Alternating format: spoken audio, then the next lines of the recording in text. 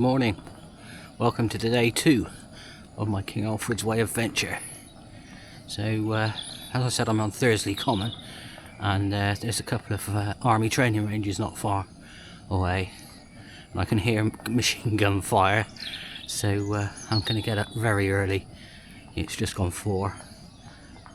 I'm just brewing up a coffee, and then I'm going to pack down and do a bit more distance between me and them. I'm not on the training range, but it's a little bit closer than I'd like. As you can see, the sky is getting quite light now in the east.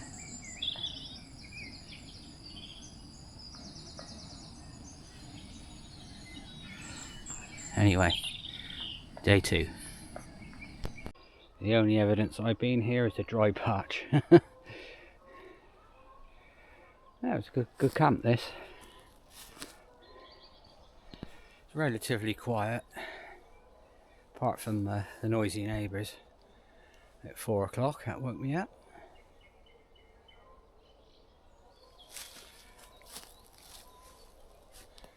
But and the geese or whatever they are. But yeah, so I'm just going to crack on for a bit now, and then stop and have something to eat somewhere, because I haven't had any breakfast yet. Feeling a bit too early, to be honest. There we are, folks, looking back down the Devil's Punch Bowl. Ah, that's a killer of a climb, especially the first bit. It's sandy as well, and it's official, I am sick of riding on sand. But it's done and dusted. I think that's I was trying to think of what's to come. Butser Hill is a killer. I'll be definitely walking on that. I walked a chunk of this and then rode the rest, so yeah.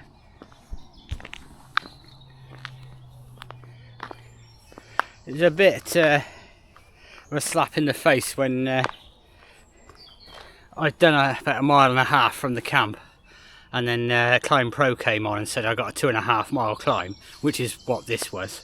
So I haven't done very far. That's fine. Bloody enjoying myself. It's really good.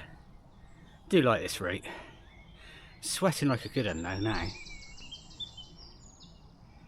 And looks like it's going to be another glorious day. A little bit hazy at the moment. I'm sure that'll burn off.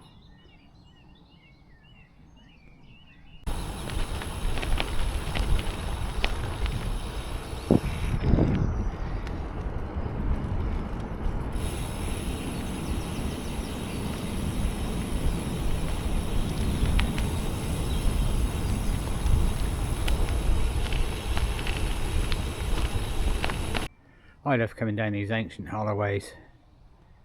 Absolutely cracking. Thousands of years. People travelling. And here I am today. By this point it's all starting to look a bit samey. I'm at the Longmoor military training area. So yeah, progress is steady. I feel dehydrated after yesterday though, so I'm going to have to catch up with my hydration today. Oh, still sandy, still bloody sandy. Yes, it's official, I'm sick of riding on sand.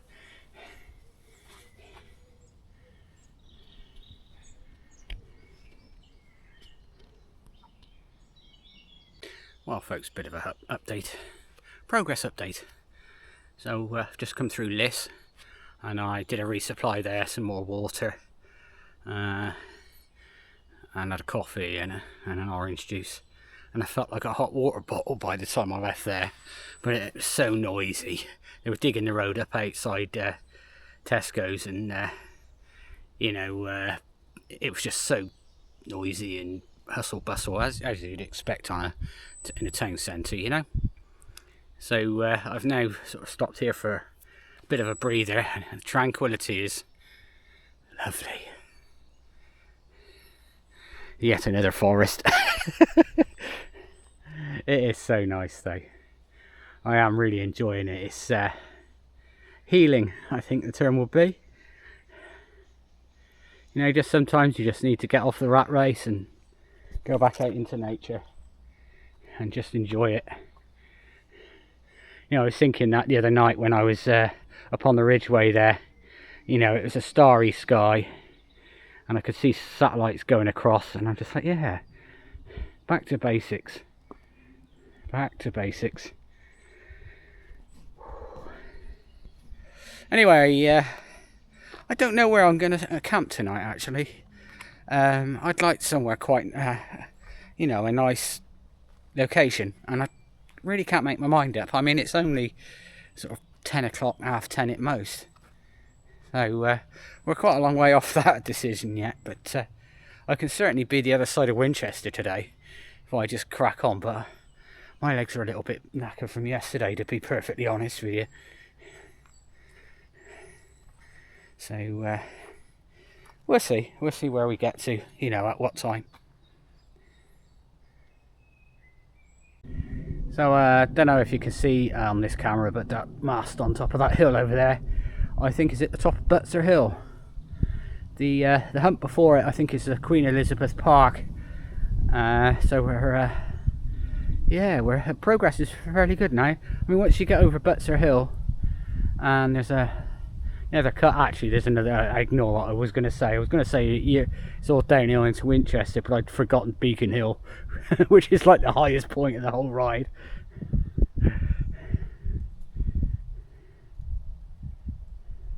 So here we are, the South Downs Way. So this is this takes us all the way to Winchester, up and down. And I've decided that I'm going to try and aim for Beacon Hill tonight. So it's not that far off, but there's 3 big hills in the way. Well, if I include that as well. So yeah, I think that's what I'm going to do. And then I'm going to try and get a good distance in tomorrow. And I should have near enough finished it by the end of tomorrow. So let's see what we can do today. But yeah, so I'm going to go to Beacon Hill for tonight. Well, that's looking back roughly from where I've come from. Stunning view. Oh, there's Petersfield over that way somewhere.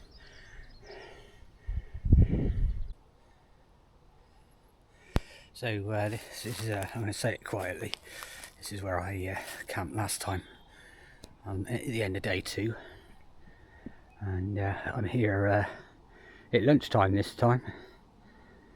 It's not because I'm any quicker, it's just I started earlier. Yeah, this is perfect, this one. And yeah, so I'm in Queen Elizabeth Park. And I'm going to drop down in a minute and then have Butser Hill to deal with.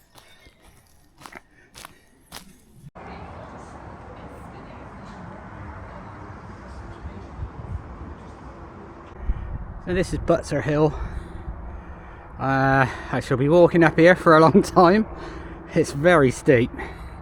Doesn't look that bad from here, but when you get close to it, because there's no visual reference, you don't realise how steep that is. Anyway, I stopped for a chapata in the visitor centre behind me, and a coffee, and that should see me for the afternoon now. I had a sausage roll when I spoke to you about you know, in the woods about where I was stayed last time, and I wasn't really full up, so I've got the other half of it in my bag. I shall have that in a bit. So yeah, once we get to the top of Butser Hill, we'll be able to see the sea. Fire going on down there. I wonder what that is. Anyway, I hope you can hear me. I haven't got the mic on. I'm just going to drop off the edge of the world now. Here's all that height I gained up on Butser Hill. and then we climb up over the next ridge, drop down to the side of that, a bit of an old railway line for a bit, and then we climb up to the final climb of the day. Well, that's a shame. There used to be a van that parked up here in this lay-by that sold coffee and cake, called Alan's Coffee, and I'm getting the impression that the numbers have dropped completely off a cliff for doing this, because it's the second thing I've noticed that's no longer happening. They're obviously not making any money, you know. Anyway, that's looking back from where I've come from. I can see the two little masts on top of that hill, and I can see the mast on top of Butser Hill as well. It's taken a good hour and a half to do that. The wind's picked up a lot as well. I can see old Winchester Hill through the trees there. You'll go around to the side of that, drop down, and then I think my campsite for the night is on top of that hill over there, so at least it's in sight, and it's only sort of 3 o'clock, so there's no rush.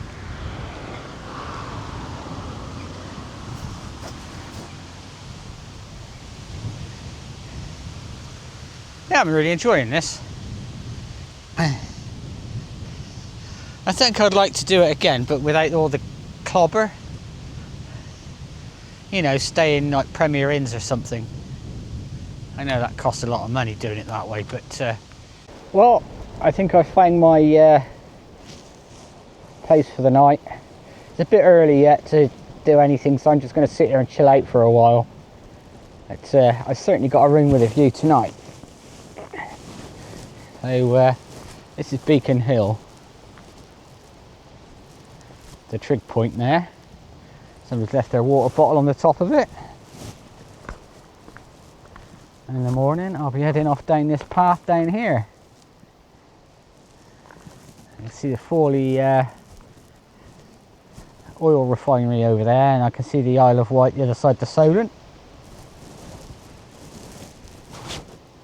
And I came in from over in this general direction, in the far distance there. I can see old Winchester Hill. But yeah, I'm going to go off in the back there somewhere in a bit. I won't bother now, because I'm sure some dog walkers will come along and find me. It's fair enough, but you know. So I'm sat here and I'm just looking at the weather forecast. There's a bit of rain overnight, so I don't think there's anything too much, but we'll explain why the wind's picked up. And it is meant to be cloudy but dry tomorrow, so that'll be alright. Put up with that.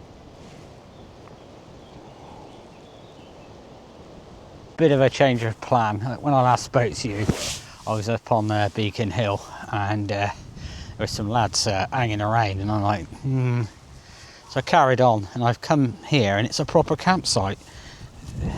Toilets and everything. Holding the farm. And yeah, so I'm going to go down here in the bottom of the field. So now I'm in the a proper campsite, in the lap of luxury, I had a wash and everything. So I've had a coffee.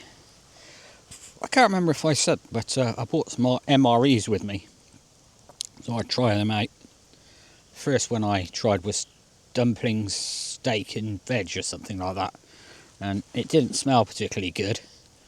It didn't look particularly good, but actually it was all right. Anyway, I just had a curry one, and that was actually better. It smelled like a curry, if you know what I mean. It wasn't, I wouldn't call it spicy though. But yeah, it's alright. There's enough in there, and I've eaten it, so I mustn't grumble. So yeah, so tonight I'm going to catch up on the sleep I didn't get last night. Woken up by the army at 4 AM. So it's supposed to rain overnight. So actually I'm going to need to get anything I need to keep dry in the tent. Been spoilt for that for the last 2 nights anyway. yeah, so that's where I'm at, and we're about 5 or 6 miles outside Winchester. So less than an hour, and I'll be in the centre of Winchester tomorrow, and then straight out the other side and start, or ride to start, if that makes sense. So I'll have to then go back to Liddington to make the 4 loop, and so I'm going to try and do as much as I can tomorrow. I'm not going to get up stupid early. I've done that the last 2-3 days. So yeah, we'll see what time I get out and get rolling, and I don't need to saddle up because I've already paid, so I can just go, when it takes me fancy. Yeah, I haven't really saddled an awful lot, so I'm using my Topstone with panniers, and I bought a Ortlieb quick rack, and so it works very similar in the same way that the tailfin does, but I like it a bit better because it's got struts across the rack itself, and it just makes it a little bit more rigid. I did notice when I went to France using the tailfin and the Ortlieb panniers, which I haven't used this time, there was a little bit of tail wagging the dog. So this seems to play a lot more rigid, so I'm quite happy with that. And if you're looking for something you can take on and off quite quick, it's less than half the price of a tailfin. Actually, worked out for the best, I think, those lads turning up at that place. They were looking for something, no idea what, but I mean, it was probably completely innocent, but thought, do you know what, if I'm just sat here, and there's sort of 4 or 5 of them, I mean, they could mug me, nick the bike or anything, So I got cold feet at that point. I got cold in general, to be honest, sat in the wind, because it was really exposed up there. Anyway, we're down in the lowlands now and in a field.